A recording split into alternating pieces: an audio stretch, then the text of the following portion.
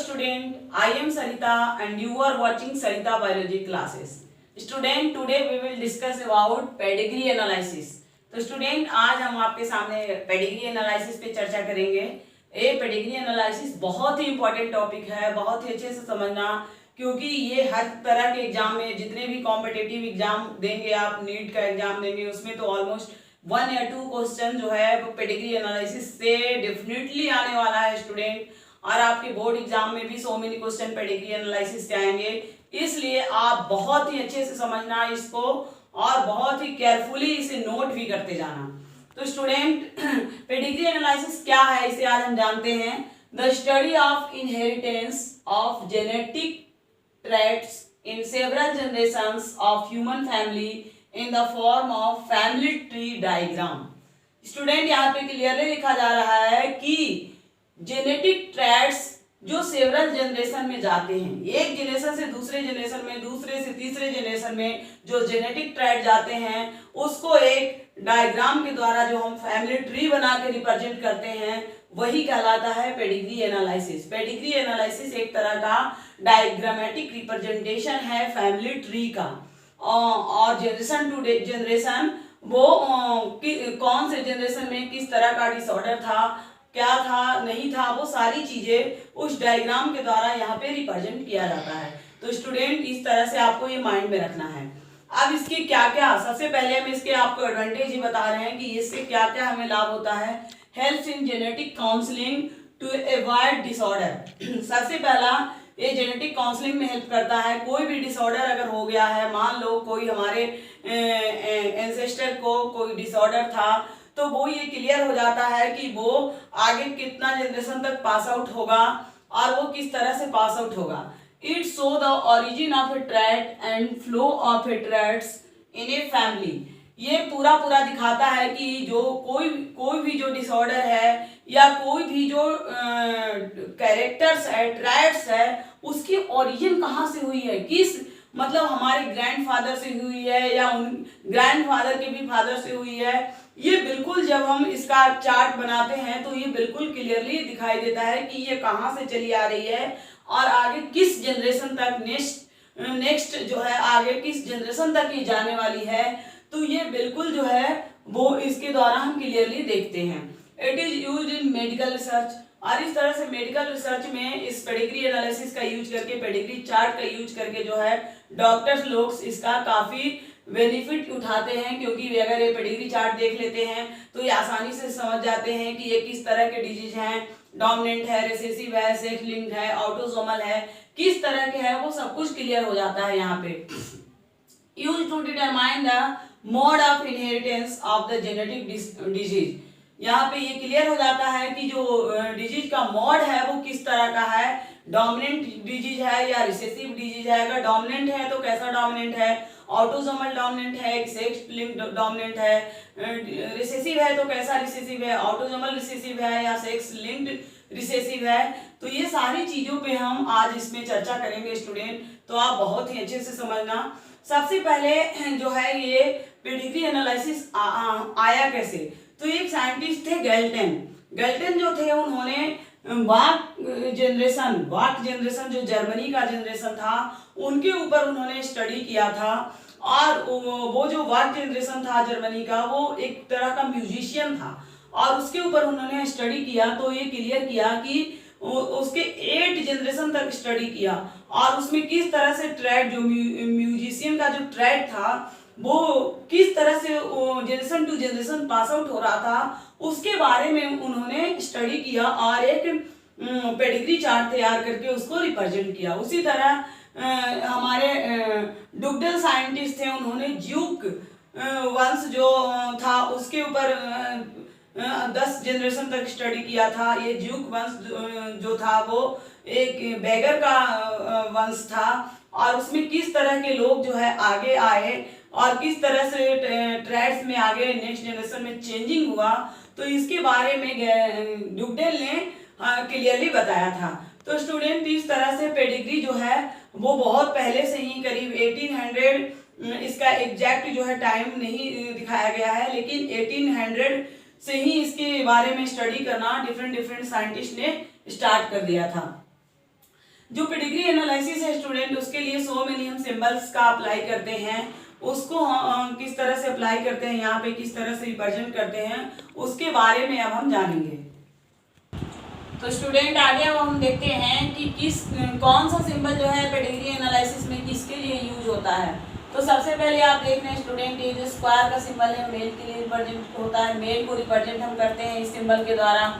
Spherical symbol के द्वारा हम फीमेल को रिप्रेजेंट करते हैं। ये जो देख रहे हैं स्टूडेंट, इस सिंबल के द्वारा हम सेक्स अनस्पेसिफाइड, यानी ना तो मेल हो ना फीमेल हो, कोई क्लियर ना हो सेक्स, तो उसको हम इस तरह के सिंबल से रिप्रेजेंट करते हैं। यहाँ पे देख रहे हैं स्टूडेंट, ये तीनों जो सिंबल है ये बिल्कुल फिल किया हुआ है, तो ये दिखाता है कि अफेक्टेड इंडिविजुअल है। ये तीन के तीनों जो इंडिविजुअल है, यानी चार्ट में अगर इस तरह से अगर आपको दिखाया जा रहा है, बिल्कुल बॉक्स जो है वो कलर किया हुआ दिखाया जाएगा, तो आप बिल्कुल समझ लीजिएगा कि वो अफेक्टेड इंडिविजुअल को दिखाया जा रहा है।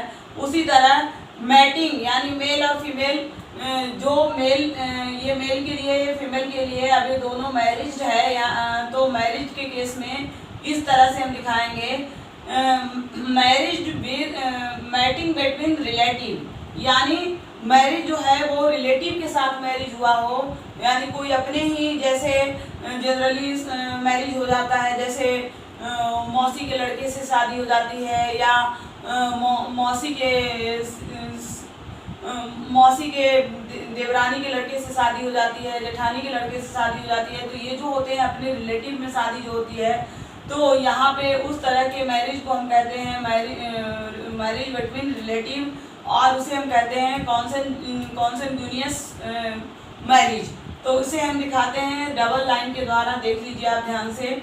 उसके बाद ये जो डायग्राम है वो पेरेंट्स एवब, ये दोनों पेरेंट्स हैं, ये दोनों नीचे लाइन से हम चिल्ड्रेन को दिखाए हैं नीचे, तो ये पेरेंट्स हैं, ये चिल्ड्रेन हैं।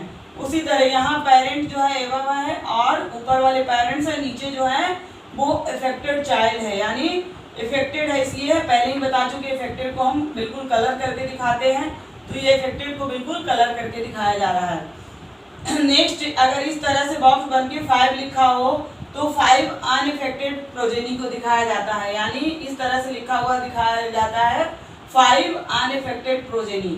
तो स्टूडेंट, इस तरह से जो रिप्रेजेंटेशन है वो हम पेडिग्री चार्ट में यूज करते हैं, और इस तरह से क्वेश्चन में भी आपको इस तरह के रिप्रेजेंटेशन को यूज करके आपके सामने पेडिग्री चार्ट आएगा, तो आप उसे बिल्कुल ध्यान से इसको लर्न कर लेना, ध्यान से इसे समझ लेना कि कौन सा सिंबल हम किसके लिए यूज करते हैं, तभी आप पेडिग्री चार्ट को एनालाइज कर पाओगे, अन्यथा आप एनालाइज नहीं कर पाओगे।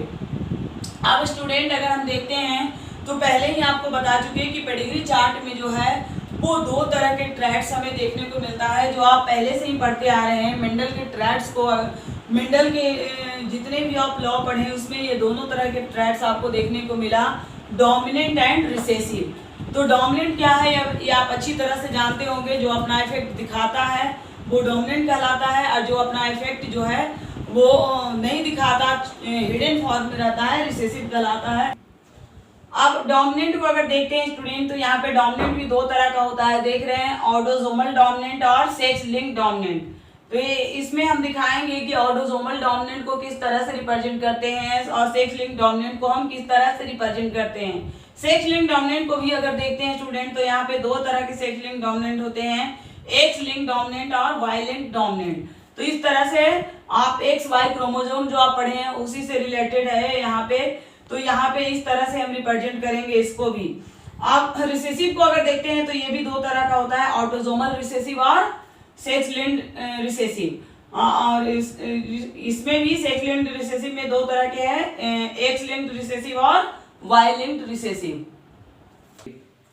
तो स्टूडेंट, अब हम कुछ पेडिग्री एनालिसिस से रिलेटेड कुछ फैक्ट जानेंगे जो बहुत ही इंपॉर्टेंट है। इस फैक्ट को आप बिल्कुल ध्यान में रखना, भले ही आप कॉपी पेन लेकर के नोट कर लो इसे, क्योंकि इसी फैक्ट के आधार पे हम कोई भी पेडिग्री से रिलेटेड जो क्वेश्चन आएगा, ये फैक्ट अगर मेरे माइंड में रहेगा, ये फैक्ट अगर आपके माइंड में रहता है, तभी आप उसको आप अच्छे से उस क्वेश्चन को सोल्व कर पाओगे।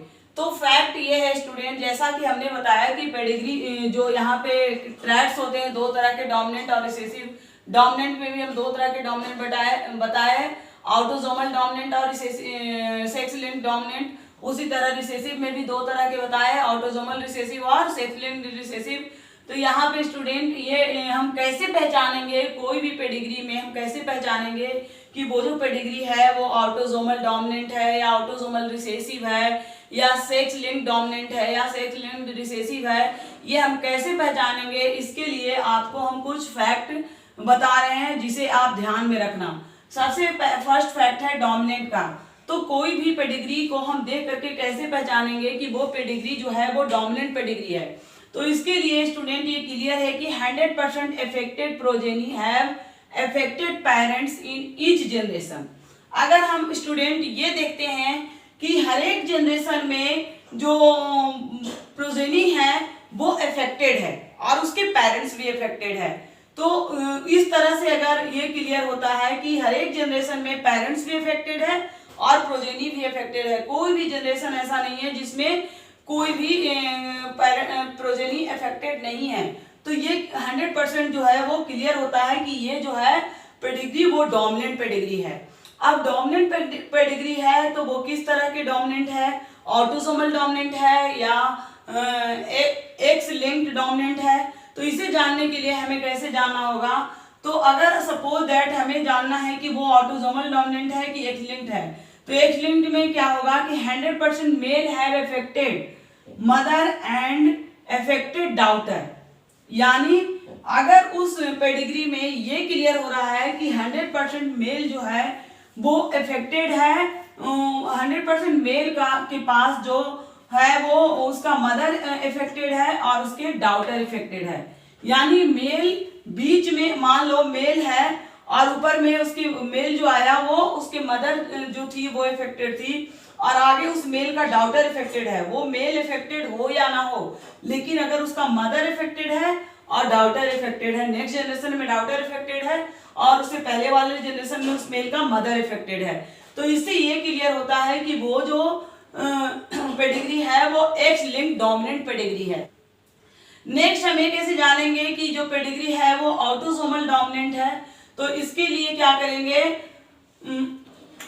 इसके लिए हम क्या करेंगे स्टूडेंट यहाँ पे कि अगर देखेंगे पेडिग्री में कि man to man in each generation, यानी हर एक जनरेशन में यहाँ पे ये कोई जरूरी नहीं है कि मदर अफेक्टेड है कि फादर अफेक्टेड है कि डॉटर अफेक्टेड है कि सन अफेक्टेड है, ये कोई क्लियर होना जरूरी नहीं है स्टूडेंट। बस ये क्लियर होना जरूरी है कि हर एक जनरेशन में कोई ना कोई अफेक्टेड है, चाहे डॉटर अफेक्टेड है या सन अफेक्टेड है, चाहे मदर अफेक्टेड है या फादर अफेक्टेड है, मतलब हर एक जनरेशन में कोई ना कोई अफेक्टेड है। तो ये क्लियर करता है कि वो ऑटोसोमल डोमिनेंट पेडिग्री है।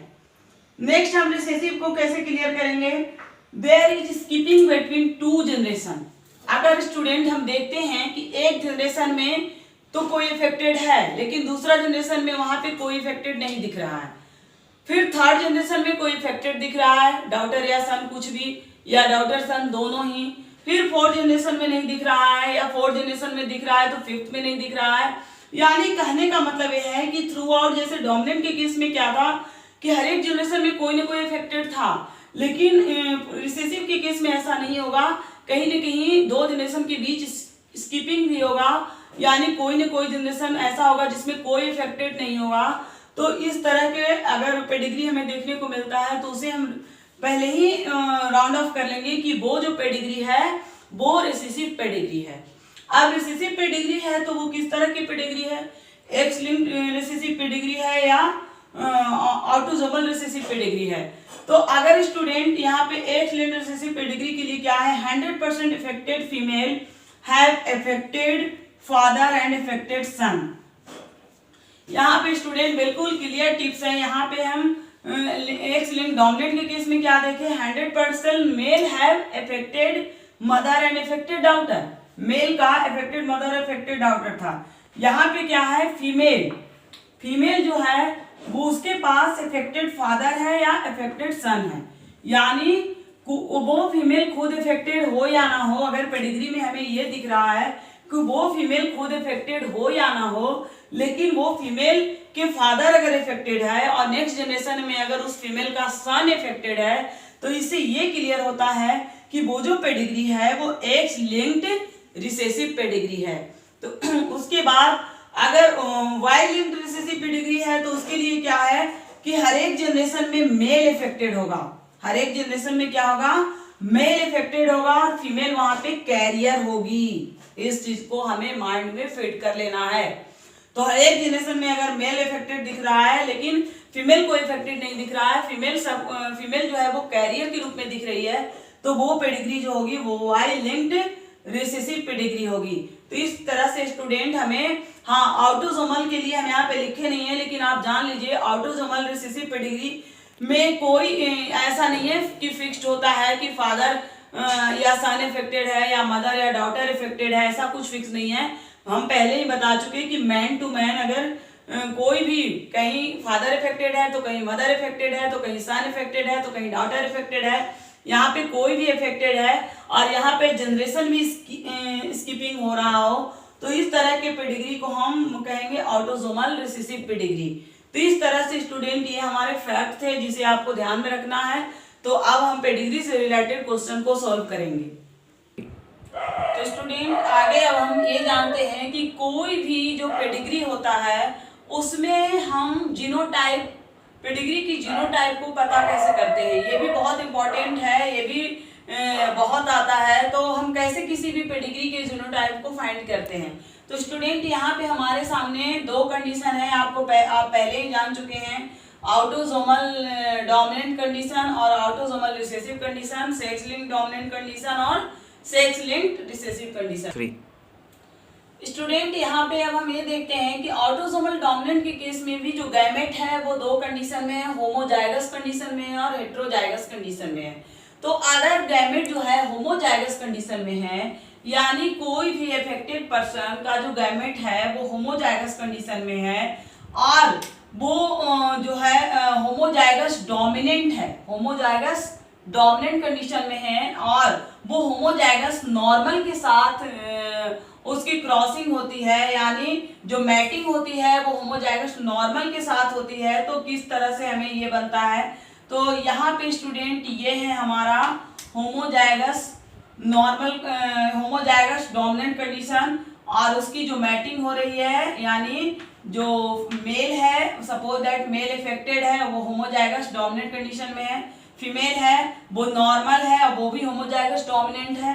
तो अब इसकी अगर हम क्रॉसिंग करवाएंगे तो आप अच्छी तरह से जानते हैं यहाँ पे जो हमारा बनेगा F1 जनरेशन में वो इस तरह से बनेगा और ये इस तरह से हमारा जीनोटाइप होगा, यहाँ इस तरह से जीनोटाइप होगा। तो स्टूडेंट यहाँ पे आप देख रहे हैं कि जो जब गैमेट जो है होमो, यानी इफेक्टेड पर्सन का जो गैमेट है वो होमोजाइगस कंडीशन में है, डोमिनेंट है और वो नॉर्मल के साथ जब हो रहा है तो यहाँ पे 100% 4 जो प्रोजेनी हुआ वो सब के सब इफेक्टेड हुआ। इसीलिए हम यहाँ पे स्टूडेंट क्लियरली लिखे हैं कि यहाँ पे 100% जो है वो इफेक्टेड होगा। अगर गैमेट होमोजाइगस कंडीशन में है और इफेक्टेड है तो 100% जो प्रोजेनी होगा वो इफेक्टेड होगा। अब स्टूडेंट अगर गैमेट जो है वो हेट्रोजाइगस कंडीशन में है और इफेक्टेड है और उसकी मैटिंग जो है हेट्रोजाइगस नॉर्मल के साथ होती है, तो क्या कंडीशन होता है, तो ये है हेट्रोजाइगस को हम इस तरह से दिखाते हैं और यहाँ पे हेट्रोजाइगस ये इफेक्टेड का वो है गैमेट है और ये हेट्रोजाइगस नॉर्मल का गैमेट है जिसके साथ मैटिंग हो रहा है। तो आप देख रहे हैं ये हमारा प्रोजेनी बन रहा है, इस तरह से ये हमारा प्रोजेनी बन रहा है। तो स्टूडेंट यहाँ पे आप देख रहे हैं कि यहाँ जो कंडीशन है वो हेट्रोजाइगस कंडीशन में दो गैमेट यहाँ पे हम देखते हैं, यानी कहने का मतलब ये है कि यहाँ पे ये और ये इफेक्टेड है। इसीलिए हम यहाँ पे ये क्लियर किए हैं कि 50% जो होगा प्रोजेनी वो इफेक्टेड होगा और 50% जो होगा वो इफेक्टेड नहीं होगा। तो इस तरह से हमारा जीनोटाइप इसे हम फाइंड करते हैं स्टूडेंट, इस तरह से हम जीनोटाइप को देखते हैं। ये देखिए हेट्रोजाइगस का कंडीशन में आ गया, यानी ये क्लियर कर रहा है ये दोनों हेट्रोजाइगस जो है वो अफेक्टेड है। ऑटोसोमल रिसेसिव के केस में स्टूडेंट अगर हम देखते हैं कि कोई भी जो इफेक्टेड पर्सन है वो ऑटोसोमल रिसेसिव है, तो उसका गैमेट हम इस तरह से दिखाएंगे, और उसका अगर वो उसकी मैटिंग अगर किसी नॉर्मल के साथ हो रही है तो यहाँ पे जो प्रोजेनी बनेगा, प्रोजेनी में जो जीनोटाइप होगा वो इस तरह से होगा। स्टूडेंट आपके सामने ये आप देख रहे हैं कि क्रॉसिंग जब इसके साथ होगी तो इस तरह से हमें जीनोटाइप मिलेगा। और ये जो जीनोटाइप है स्टूडेंट वो आप जनरली देख रहे हैं कि यहाँ पे सब का सब जो है हेट्रोगैमेटिक कंडीशन में है, यानी कोई यहाँ पे जो है वो रिसेसिव फॉर्म में नहीं आया है। तो इससे ये क्लियर हो रहा है कि यहाँ पे कोई भी अफेक्टेड नहीं है, नो एनी अफेक्टेड हमने पहले ही लिख दिया है। सब के सब जो है टोटली जो है वो कैरियर है, कोई भी अफेक्टेड नहीं है, कैरी कर रहा है डिजीज को बट अफेक्टेड नहीं है। अब अगर रिसेसिव गैमेट जो है वो हेट्रोजाइगस कंडीशन में है तो उस कंडीशन में क्या होगा स्टूडेंट, हेट्रोजाइगस कंडीशन में अगर रिसेसिव गैमेट है तो इस तरह से जब उसको हम नॉर्मल के साथ फ्यूजन करवाते हैं तो इस तरह से यहाँ पे क्रॉसिंग होता है। तो यहाँ पे देख लीजिए स्टूडेंट, इस तरह से हमारा क्रॉसिंग हो रहा है।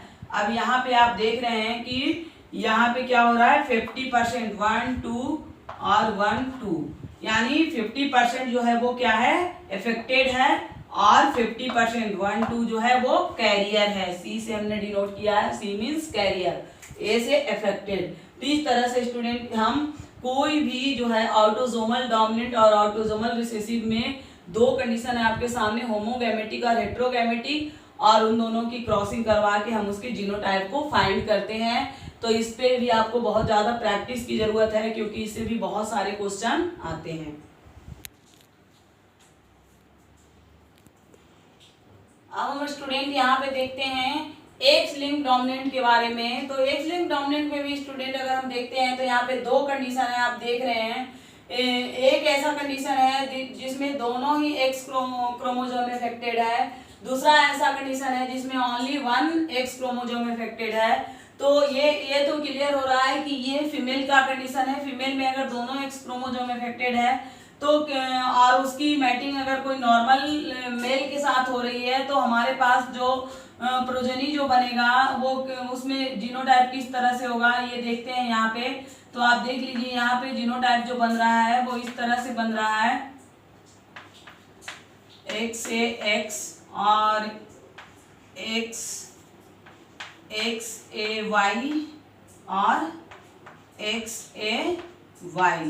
तो इस तरह से स्टूडेंट यहाँ पे आप देख रहे हैं कि जो 50% मेल है वो अफेक्टेड है और जो 50% फीमेल है वो क्या है कैरियर है। इसीलिए हम यहाँ पे क्लियरली लिखे हैं, जो जीनोटाइप बन रहा है वो आपके सामने क्लियर है कि ये क्या है कैरियर है, यानी नेक्स्ट जनरेशन में ये अपना इफेक्ट दिखाएगी, बट इस जनरेशन में ये केवल कैरियर के रूप में है और मेल जो है वो क्लियरली है अफेक्टेड है। इसीलिए हम यहाँ पे क्लियरली आपको लिख दिए हैं कि इस तरह से अगर कंडीशन आपको देखने को मिले तो जीनोटाइप इस तरह से उसका बनता है। उसी तरह अगर हम देखते हैं जब एक्स 1 क्रोमोसोम इफेक्टेड हो एक्स का तो किस तरह से प्रोजेनी बनता है, प्रोजेनी में जीनोटाइप किस तरह से होता है। तो यहाँ पे एक्स ए एक्स और एक्स एक्स, यहाँ पे क्या है एक्स ए वाई और एक्स वाई। तो यहाँ भी स्टूडेंट आपको क्लियरली देखने को मिल रहा है कि जो 25% मेल है वो क्या है अफेक्टेड है, 25% मेल अफेक्टेड हमने क्लियरली लिखा है यहाँ पे, और 25% जो फीमेल है वो क्या है कैरियर है। और यहाँ पे देख रहे हैं 1 नॉर्मल प्रोजेनी है, 1 नॉर्मल फीमेल प्रोजेनी है और 1 नॉर्मल मेल प्रोजेनी है। तो इस तरह से 50% प्रोजेनी हमारे पास नॉर्मल है। अब ये तो स्टूडेंट अगर एक्स लिंक्ड डोमिनेंट है, तो अगर वाई लिंक्ड डोमिनेंट है यानी ये वाली कंडीशन है, वाई लिंक्ड डोमिनेंट इसको कहते हैं, तो उस कंडीशन में जीनोटाइप किस तरह से बनता है, यानी Y linked dominant affected person की अगर मैटिंग जो है वो नॉर्मल वुमेन से हो रही है तो किस तरह से प्रोजेनी बनेगा ये हम देखते हैं। तो यहाँ पे आप देखिए एक्स ए एक्स और एक्स वाई, एक्स ए एक्स और एक्स वाई। तो इस तरह से स्टूडेंट यहाँ पे हम देख रहे हैं कि यहाँ भी हमारा ये दो जो है वो क्या है, कैरियर है, और ये दोनों क्या है, नॉर्मल है। यानी इस तरह से हम यहाँ पे देख रहे हैं स्टूडेंट की जो गर्ल्स बन रही है, डॉटर जो बन रही है वो इफेक्टेड है, और जो सन है वो अनइफेक्टेड है, नॉर्मल है। तो इस कंडीशन को क्रिस क्रैश भी कहते हैं। यानी फर्स्ट जनरेशन में क्या हुआ, यहाँ मेल क्या हुआ, इफेक्टेड है, फादर इफेक्टेड है। तो नेक्स्ट जनरेशन में क्या है, डॉटर इफेक्टेड है। अब ये डॉटर जो है वो अगले जनरेशन में क्या होगा, फिर इसके सन इफेक्टेड होंगे। तो ये कहलाता है क्रिस क्रैश, जो आपको पहले भी हम बताए हैं। इस तरह के पेडिग्री को हम कहते हैं क्रिस क्रैश पेडिग्री। तो इसे स्टूडेंट आपको ध्यान में रखना है। तो स्टूडेंट अब आगे हम एक पेडिग्री का क्वेश्चन देखते हैं। यहाँ पे एक पेडिग्री चार्ट है हमारे सामने। अब इसमें हमें देखना है स्टूडेंट कि ये पेडिग्री चार्ट जो है वो किस तरह का पेडिग्री चार्ट है, डोमिनेंट है या रिसेसिव है। डोमिनेंट है तो ऑटोसोमल डोमिनेंट है या सेक्स लिंक्ड डोमिनेंट है। रिसेसिव है तो ऑटोसोमल रिसेसिव है या सेक्स लिंक्ड डोमिनेंट है। तो चलिए सोल्व करते हैं इसे। तो सबसे पहले स्टूडेंट हम इसमें क्या करेंगे, जनरेशन काउंट करेंगे। तो ये है हमारा फर्स्ट जनरेशन, ये हमारा सेकंड जनरेशन, और ये हमारा थर्ड जनरेशन। Clear student. तो अब हम देखते हैं कि यहाँ पे क्या है, फर्स्ट जनरेशन में इफेक्टेड है फीमेल, सेकंड जनरेशन में एक सन इफेक्टेड है और एक डॉटर इफेक्टेड है। थर्ड जनरेशन में अगर हम देखते हैं तो इस फीमेल की एक डॉटर इफेक्टेड है और यहाँ पे इस मेल का एक डॉटर इफेक्टेड है। तो स्टूडेंट इस तरह से ये तो क्लियर हो रहा है कि ये जो चार्ट है वो डोमिनेंट चार्ट है, क्योंकि कोई भी जनरेशन स्किप नहीं कर रहा है। फर्स्ट में इफेक्टेड, सेकंड में भी इफेक्टेड है और थर्ड में भी इफेक्टेड है। तो ये तो क्लियर है कि ये जो चार्ट है वो किसका चार्ट है, तो डोमिनेंट का चार्ट है। अब डोमिनेंट है तो किस तरह का डोमिनेंट है ये हमें देखना है। तो डोमिनेंट में किस तरह की डोमिनेंट है, ऑटोसोमल डोमिनेंट है या सेक्स लिंक्ड डोमिनेंट है। तो अब हम स्टूडेंट यहाँ पे देखते हैं कि यहाँ पे फीमेल इफेक्टेड है, लेकिन जो सेकंड जनरेशन में इफेक्टेड है वो मेल भी इफेक्टेड है, यानी उसके सन भी इफेक्टेड है और डॉटर भी इफेक्टेड है।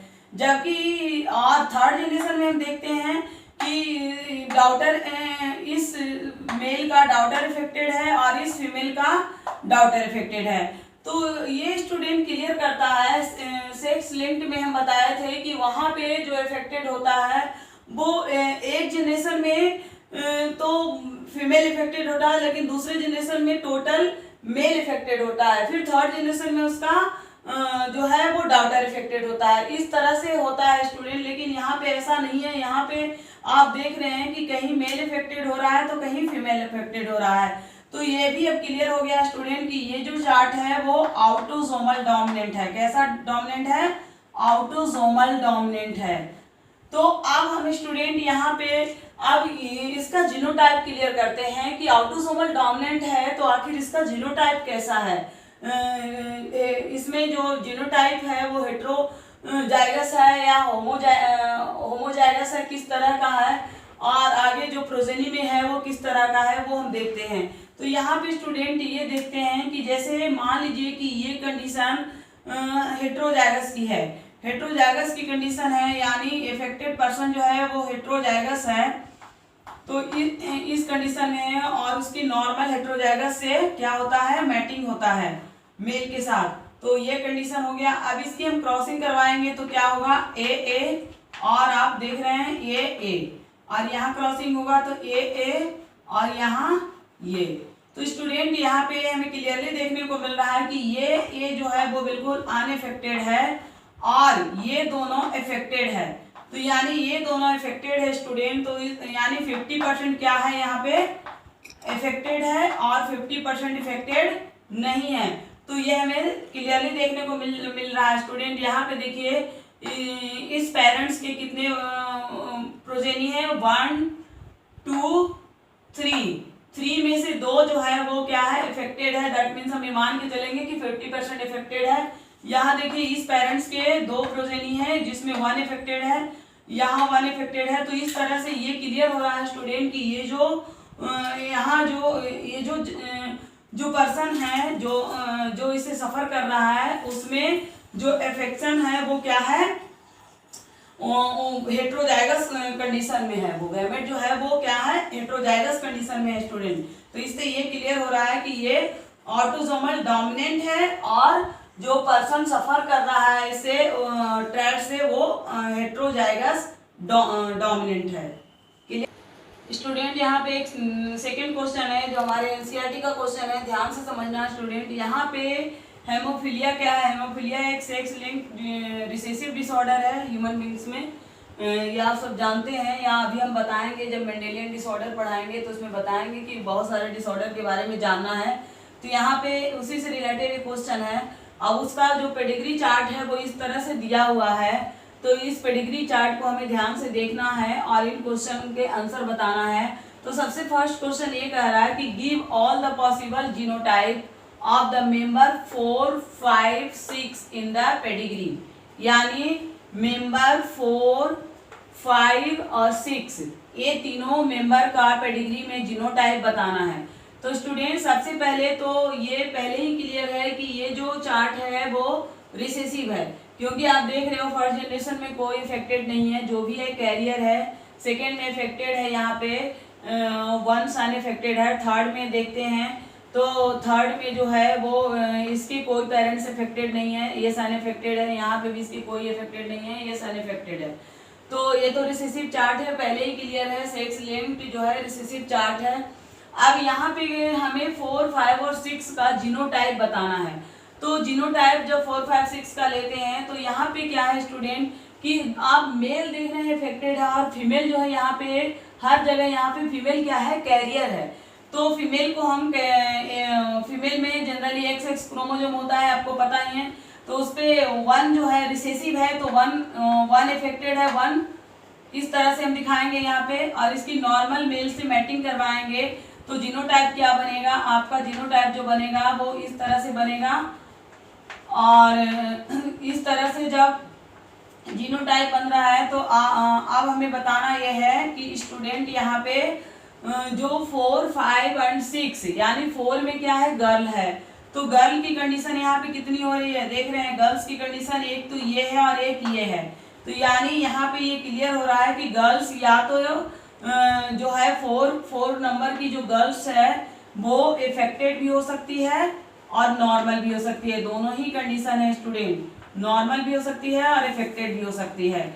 यहाँ पे अब 5 की कंडीशन अगर देखते हैं तो 5 का कंडीशन ये है, यानी 5 नंबर का है क्या, 4 नंबर में ये कंडीशन दोनों ही आएगा, आप क्लियरली लिख लेंगे हम इसे, इफेक्टेड या नॉर्मल। 5th में जो कंडीशन आएगा वो क्या आएगा, इफेक्टेड आएगा। और 6 में अगर हम देखते हैं स्टूडेंट तो 6 का कंडीशन क्या है, नॉर्मल है, यानी 6 में नॉर्मल कंडीशन आएगा। अब हम यानी जीनोटाइप आपके सामने हो गया क्लियर कि ये जीनोटाइप होगा इनका। अब सेकंड क्वेश्चन क्या कह रहा है, a blood test show that individual 14 is carrier of haemophilia. एक ब्लड टेस्ट में ये आया है कि जो 14 नंबर की जो गर्ल्स है वो हेमोफीलिया से इनको कैरी कर रही है। The member number 15 is marriage with 14, और ये 15 मेंबर की जो शादी हो रही है वो इस 14 से हो रही है जो हेमोफीलिया को कैरी कर रही है।